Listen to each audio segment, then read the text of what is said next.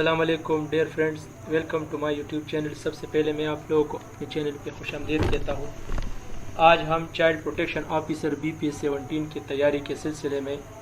Section number 26، section 27، section number 28، 29 and 30 discuss کرنے جا رہے ہیں۔ اس سے پہلے ہم نے چائلڈ پروٹیکشن ایکٹ 2010 کے سیکشن 1 سے لے کر سیکشن نمبر 25 تک جتنے بھی امپورٹنٹ سیکشنز تھے ان تمام کی ویڈیوز اپلوڈ کرائے۔ جن دوستوں نے ان ویڈیوز کو نہیں دیکھے اس کی ڈسکرپشن نیچے دی ہوئے، آپ لوگ اس کو دیکھ سکتے ہیں۔ آپ سب لوگوں سے ریکویسٹ ہے کہ میرے اس چینل کو سبسکرائب کریں اور بل والے آئیکن کو دبائیں تاکہ آنے والی ساری ویڈیوز کی نوٹیفیکیشن آپ لوگوں کو بر وقت مل جائے۔ تو چلتے ہیں سیکشن نمبر 26 کی طرف۔ Section 26 is about sending of child at risk having place of residence outside jurisdiction۔ اب اس سے پہلے ہم نے سیکشن نمبر 25 میں یہ ڈسکس کیا کہ چائلڈ پروٹیکشن کے حوالے سے جتنے بھی پروسیڈنگز ہوتی ہے اس کے انفارمیشن یہ عدالت ان کو منع کرتی ہے کہ ان تمام معلومات یا نیوز وغیرہ کو منع کرتی ہے کہ بچے کے بنیادی معلومات اس کی اشتہار کرنا، اس کو نیوز میں دینا یا میگزین وغیرہ میں دینا، اس کی پروہیبیشن ہے۔ اور پھر اس کے بعد ہم نے یہ ڈسکس کیا کہ اس طرح کی صورتحال ہو جب کوئی بچہ چائلڈ پروٹیکشن ایٹ رسک جب ہو اور اس کو تمام قسم کی جتنے بھی پروٹیکشن کی ضرورت ہوتی ہے تو عدالت اس طرح فیصلہ بھی کر سکتی ہے کہ اس کو 18 سال تک، جب تک وہ 18 سال میں پہنچا نہ ہو تو اس کو چائلڈ پروٹیکشن انسٹیٹیوشن میں رکھا جا سکتا ہے۔ اب اسی سیکشن کے ساتھ ہم اس کا کنیکشن بنا کے یہاں پر آپ لوگوں کے ساتھ یہ ڈسکس کرنے جا رہے ہیں کہ سیکشن نمبر 26 میں یہ ڈسکس کیا جائے کہ اگر اس طرح جو بچہ ہوتا ہے چائلڈ ایٹ رسک، اس کو تو یا ایک ایسے بندے کے حوالے کیا جاتا ہے جو اس کی شورٹی دیتا ہے، اس کی پروٹیکشن 100% شور ہو، اور عدالت ان کے ساتھ ایک بانڈ لکھتا ہے کہ اس طرح اس بچے کی جتنے بھی حفاظتی تدابیر ہو وہ اس بندے کی ذمہ داری ہوگی، یا پیرنٹس کے ساتھ ہو یا چائلڈ پروٹیکشن انسٹیٹیوشن میں ہونی چاہیے۔ لیکن اگر چائلڈ پروٹیکشن انسٹیٹیوشن میں اگر وہ بچہ اس کی کوئی ایشو ہو تو پھر عدالت اس طرح اپنے جورسڈکشن، اپنے اختیارات کو استعمال کرتے ہوئے اس بچے کو ایک ایسی جگہ پہ جہاں پر وہ بہتر سمجھتی ہے اس کو رکھا جا سکتا ہے۔ اس بچے کی اگر چائلڈ پروٹیکشن انسٹیٹیوشن نہ ہو اور اس کے علاوہ ایک ایسی جگہ ہو جہاں پر اس بچے کی پروٹیکشن پاسبل ہو تو اس بچے کو جورسڈکشن یعنی ان اختیارات کو استعمال کرتے ہوئے اس کو وہاں پر رکھا جا سکتا ہے۔ تو یہ وہی سیکشن ہے۔ In the case of a child at risk whose ordinary place of residence is not within the jurisdiction of the court may direct that the child at risk be kept in such protective care and be produced before a court having territorial jurisdiction over the place of residence of the child at risk, or to deal with his protective care in any other manner provided in this act۔ اس میں یہ بتایا جاتا ہے کہ اگر بچہ، ایسے بچے کو پروٹیکشن کی بہت زیادہ ضرورت ہوتی ہے تو اگر چائلڈ پروٹیکشن انسٹیٹیوشن میں اس بچے کی تحفظ اس طرح کوئی ایشو ہو تو پھر عدالت اپنے اختیارات کو استعمال کرتے ہوئے اس بچے کو ایک ایسی جگہ پہ جو آؤٹ سائڈ اور چائلڈ پروٹیکشن انسٹیٹیوشن کے آس پاس یا اس طرح اس کے ساتھ نزدیک ایک ایسی جگہ پہ وہ رکھا جا سکتا ہے جہاں پر اس بچے کے تمام ممکنات تحفظات ممکن ہو۔ تو اس میں یہ بتایا جاتا ہے۔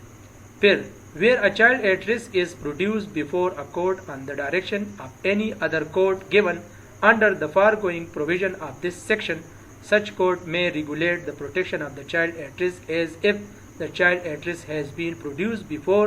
it in terms of section 19 of the act۔ اس میں یہ بتایا جاتا ہے کہ اس طرح اگر کوئی پوزیشن ہو کہ where a child at risk is produce before a court, اب وہ بچہ جو چائلڈ ایٹ رسک ہو اس کو عدالتی فیصلے کے زیر نظر other court given under the foregoing provision of this section, اس سیکشن کو استعمال کرتے ہوئے سچ کورٹ میں regulate the protection of the child at risk, اس بچے کی تحفظ کو جو چائلڈ ایٹ رسک ہے وہ ممکن بنا سکتی ہے if the child at risk has been produced before it in terms of section number 19 of this act. section number 19 میں ہم نے یہ ڈسکس کیا تھا، یہ آپ لوگ کے سامنے ہے section 19، آپ لوگ ادھر دیکھ لیں تو آپ لوگوں کو پتہ چلے گا کہ section 19 اس چائلڈ پروٹیکشن انسٹیٹیوشن کے بارے میں انیشیشن آف پروسیڈنگز، یعنی section 19 یعنی وہ تمام پروسیڈنگ جو چائلڈ پروٹیکشن کے تحفظ کے حوالے سے ہو، تو وہ تمام پروسیڈنگز کو استعمال کرتے ہوئے یہاں پر یہ بتایا جاتا ہے کہ اگر عدالت اس کو بہتر سمجھتی ہے of the child at risk if the child at risk has been produce before it in terms of section 19 of this act, section 19 کے تحت یعنی بچے کی وہ تمام پروسیڈنگز جس کی انیشیشن ہو رہی ہے، ایک بچے کی پوری کیس جو ہے نا وہ عدالت میں وہ ان پروسیڈنگ ہے، تو اس کے مطابق یعنی جیسے میں آپ لوگوں کو سمپل ورڈز میں یہ بتاؤں گا کہ ایک کیس جب چل رہا ہے تو اس میں باقاعدہ پیشی ہوتی ہے، تاریخ بدلتی رہتی ہے، تو اس میں 1 مہینہ بھی لگ سکتا ہے اور 6 مہینے بھی لگ سکتے ہیں، تو ان تمام پروسیڈنگ کے زیر نظر اور ان تمام پروسیڈنگ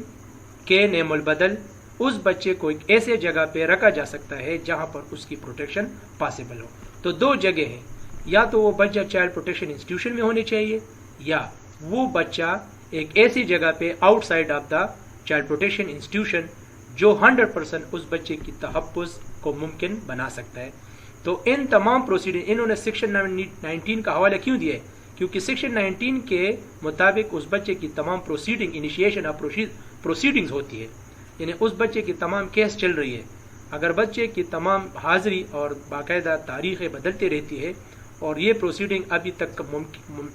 کمپلیٹ نہیں ہے، تو اس بچے کو ان تمام کیسوں کے لیے ہینڈل کرنے کے لیے ایک ایسے جگہ پہ وہ رکھا جا سکتا ہے جہاں پر اس کی تحفظ ممکن ہو، اور پھر وہ آتا رہتا ہے جب تک اس کا کیس فائنل نہ ہو۔ تو یہ ہے سیکشن نمبر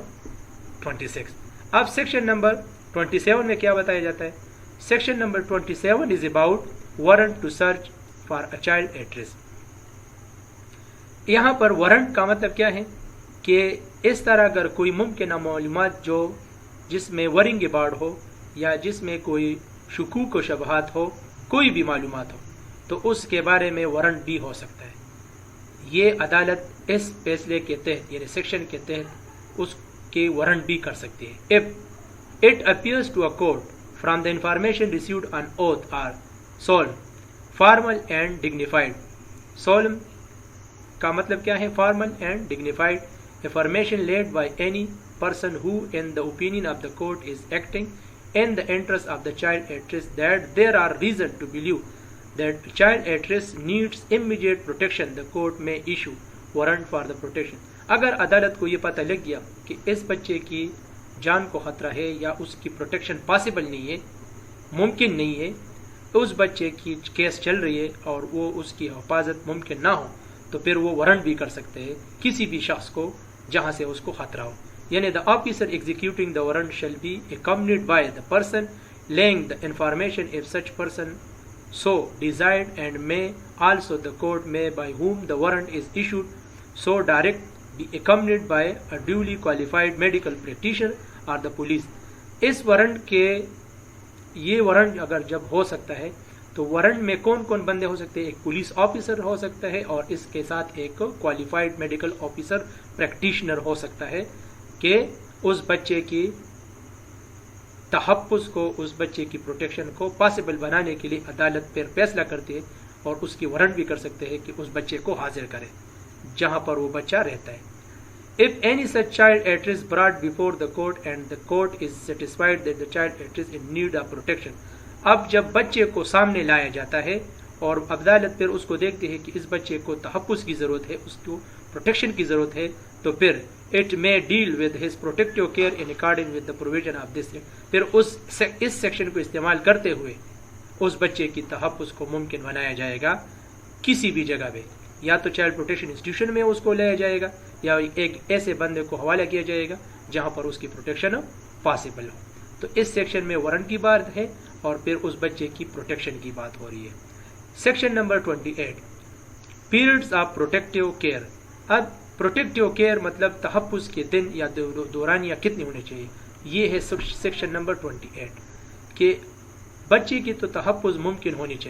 چاہیے لیکن اس کی ڈیوریشن یا پیریڈ کتنی ہونی چاہیے یہ اس سیکشن میں ڈسکس کیا جائے. Subject to any order of the court اور any direction of the commission, a child at risk order to be admitted to a child protection institution shall be kept in child protection institution till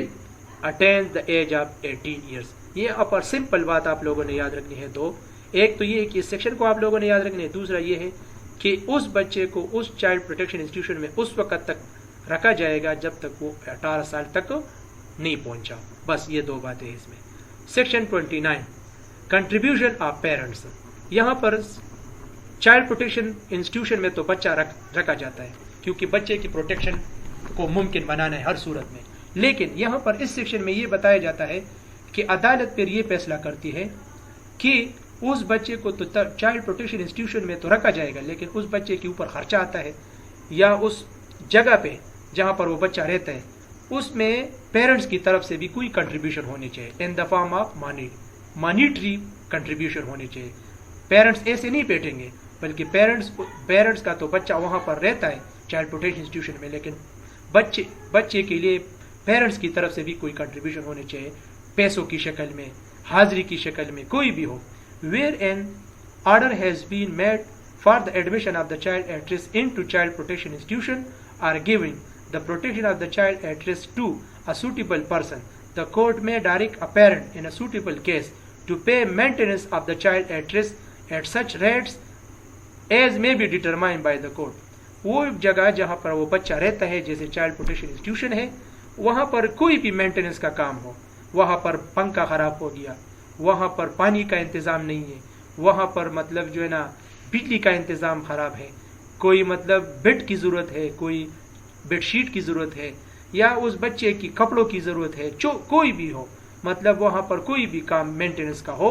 us maintenance میں parents کی بھی contribution ہونی چاہیے کیونکہ وہ بچہ تو ان کا بھی ہے نا. تو اس لیے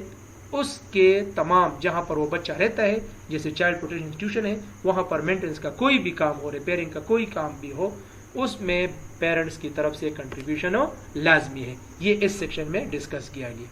لیکن اس میں ایک شرط ہے پرووائڈیڈ کا مطلب کیا ہے کہ اس میں ایک کنڈیشن ہے. کون سی کنڈیشن ہے؟ That while passing any such order the court shall take into consideration the capacity of the parents by to pay maintenance. لیکن اس میں شرط یہ ہے کہ the court shall take into consideration the capacity of the parents to پے.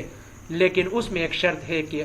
ایسا نہ ہو کہ وہ بچہ تو ادھر رہتا ہے لیکن اس کے والدین بہت زیادہ غریب ہیں,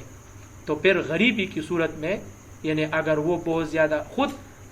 مالی حالت اس کی خراب ہے, ان کو اپنی ضرورت ہے, کیپیسٹی بھی ہونی چاہیے, کیپیسٹی چیک ہونی چاہیے, کیا ان کی وہ پوٹینشیل ہے, کیا وہ پیرنٹس اس کیپیبل ہے کہ وہاں پر وہ بچہ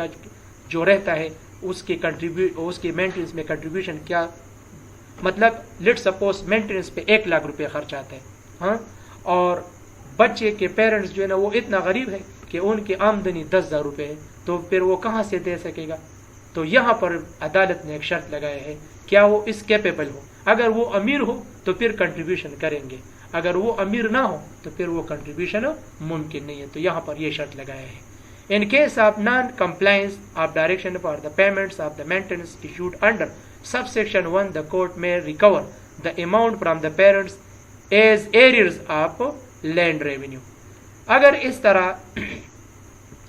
پھر مطلب انہوں نے ایک اور بھی یہاں پر ایک بات کی ہے کہ سب سیکشن 1 کے تحت یہ بھی کیا ہے کہ لیٹ سپوز وہ پیرنٹس اس پہ مطلب کنٹریبیوشن نہ کرے تو وہ ان سے وہ اماؤنٹ جو ہے نا وہ پیرنٹ سے ایک لینڈ ریونیو کی شکل میں، یعنی لینڈ ریونیو اپنا ایک ڈپارٹمنٹ ہے، لینڈ ریونیو کی شکل میں وہ ان سے وہ اماؤنٹ ریکور کر سکتے ہیں. لینڈ ریونیو اپنا ایک ڈپارٹمنٹ ہے، وہ ان سے کسی بھی شکل میں وہ پیسے پھر کنٹریبیوٹ کر سکتے ہیں. تو یہ تھا سیکشن نمبر 29. اور دا لاسٹ سیکشن جو ہے نا یہ ہے section number 30، protection of the child against child marriage. اب بچے کی تحفظ چائلڈ میرج کے اگینسٹ کس طرح ہونی چاہیے، یعنی protection against the child marriage and discriminatory customary practices shall be provided in accordance with federal laws in vogue، یعنی vogue کا مطلب کیا ہے، popular on the subjects، یعنی بچے کی میرج کے حوالے سے اس کی پابندی، یعنی اس کے چائلڈ میرج مطلب اس کے مطلب شادی کے حوالے سے جو ایشو ہے، اور اس کی اگر کوئی پروٹیکشن ہو تو اس کے بعد فیصلہ عدالت کس طرح کر سکتے ہیں. تو پروٹیکشن اگینسٹ چائلڈ میرج، یعنی چائلڈ میرج، لیٹ سپوز وہ بچہ چھوٹا ہے اور اس کا میرج کا کوئی مسئلہ ہے، and discriminatory customary practices shall be provided in accordance with let suppose وہ بچہ جو ہے نا وہ 18 سال تک پہنچا نہیں ہے اور اس کی میرج کا کوئی واقعہ چل رہا ہے، خواہ وہ لڑکی ہے یا لڑکا ہے. تو اس طرح کے تمام ایشوز کو پھر عدالت پھر کیا کرے گا، عدالت پھر جو ہے نا وہ فیڈرل لاز کو استعمال کرتے ہوئے پھر انہوں نے فیڈرل کے جو ایشوز یعنی فیڈرل لاز ہے، یعنی ایک ہمارے صوبائی یعنی پروونشل لاز ہے، ایک ہمارے فیڈرل لاز ہے یعنی وفاقی قوانین جو ہے. تو پھر چائلڈ میرج کے حوالے سے کوئی بھی پروٹیکشن کا کوئی مسئلہ ہو، یعنی اس بچے کی شادی ہو رہی ہے اور وہ 18 سال تک پہنچا نہیں ہے، یا وہ لڑکی ہے کہ وہ اس کی شادی کی بات ہے لیکن وہ 18 سال کی نہیں ہے، اور اس طرح عدالت میں اس کا کیس چل رہا ہے، تو پھر کیا کرے گی عدالت پھر پروونشل لاز کو چھوڑ کے انہوں نے فیڈرل لاز کو استعمال کرتے ہوئے ایسے پروٹیکشن کو پھر ممکن بنانا ہے. یہ امپورٹنٹ سیکشن ہے، آپ لوگوں نے اس کو یاد رکھنا ہے، کیونکہ اس میں اس طرح سوال آ سکتا ہے کہ چائلڈ میرج کے حوالے سے جو پروٹیکشن ہے بچے کی، اس کو کون سے سیکشن کے تحت لایا جا سکتا ہے. تو یہ سیکشن 30 ہے. پھر اس میں دوسرے MCQs اس طرح آ سکتے ہیں کہ اس کو کس قانون کے تحت، کیا وہ پروونشل لاز کو استعمال کرتے ہوئے اس کو بچایا جائے گا یا اس کو جو ہے نا فیڈرل لاز. تو آپ لوگوں نے فیڈرل لاز کو یاد رکھنا ہے کیونکہ اس پہ پھر وفاقی قوانین جو ہے نا وہ لاگو ہوں گے. تو this was the last section of chapter number 7. ہم نے ابھی تک چیپٹر 1 2 3 4 5 6 7 ڈسکس کیے اور ٹوٹل 30 سیکشن ہم نے ڈسکس کیے، اور انشاءاللہ اس کے بعد ہم سیکشن نمبر 31 چیپٹر نمبر 8 اگلے ویڈیوز میں پھر آپ لوگوں کے ساتھ ہوں گے. Thanks for watching, having your time. السلام علیکم.